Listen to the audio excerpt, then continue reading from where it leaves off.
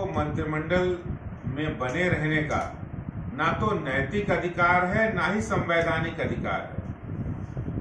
आज एक बड़ा सवाल ये खड़ा होता है कि दिल्ली के मुख्यमंत्री जी जब उन पर भ्रष्टाचार, मनी लॉन्ड्रिंग और बेनामी संपत्ति जमा करने का, अवैध काला धन इकट्ठा करने का, हवाला कारोबारियों से लेन देन के जब पुख्ता सबूत मिलते हैं और माननीय कोर्ट के द्वारा उनको जेल भेजा जाता है, तो भी मुख्यमंत्री उनको अपने मंत्रिमंडल से बर्खास्त नहीं करते हैं।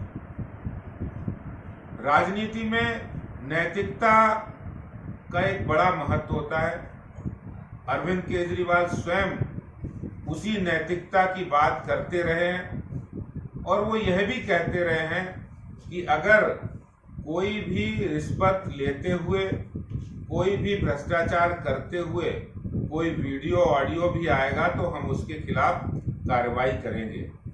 लेकिन सत्येंद्र जैन के केस में ये बिल्कुल उलट हो जाते हैं।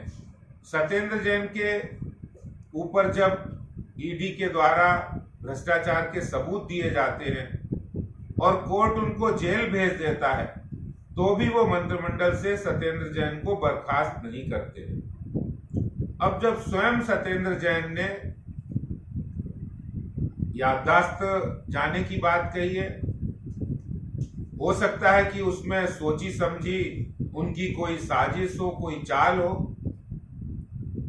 लेकिन आज एक बड़ा सवाल है कि अरविंद केजरीवाल जी की अब कौन सी मजबूरी है कि उनको मंत्रिमंडल में अभी भी बाइज्जत रखे हुए हैं। मैं आज केजरीवाल जी से फिर दोबारा से ये कहना चाहता हूं कि उनके ऊपर भ्रष्टाचार के सबूत मिले हैं।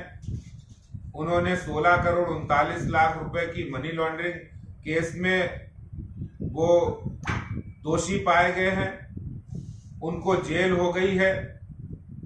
फिर कौन सी ऐसी मजबूरी है कि उनको अभी भी मंत्रिमंडल में रखे हुए हैं। और आज जब सब उन्होंने कबूल किया है, ईडी के सामने उन्होंने सारे बातें कह दी है, कबूल कर ली है, उसके बाद अब उनकी याददाश्त चली गई है, तो अब कौन सी मजबूरी। भी बने रहे थे, कई काम भी किए, कई फाइलों में साइन किए, तो उसको लेकर के क्या है?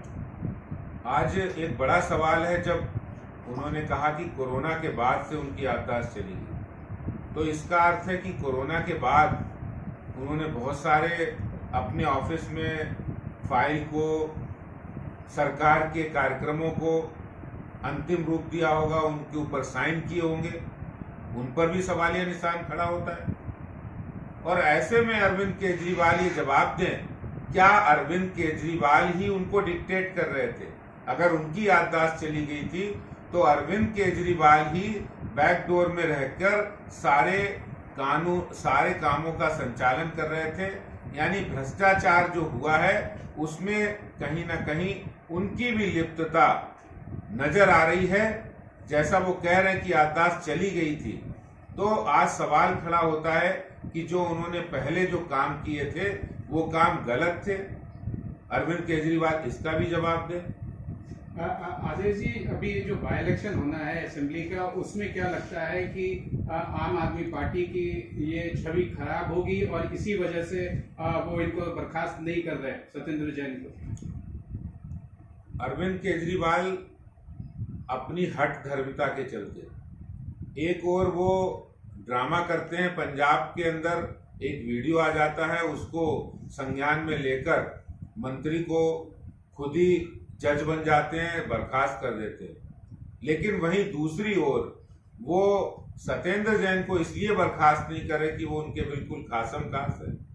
अरविंद केजरीवाल, सत्येंद्र जैन एक ही सिक्के के दो पहलू हैं, इसलिए वो उनको बर्खास्त नहीं कर रहे।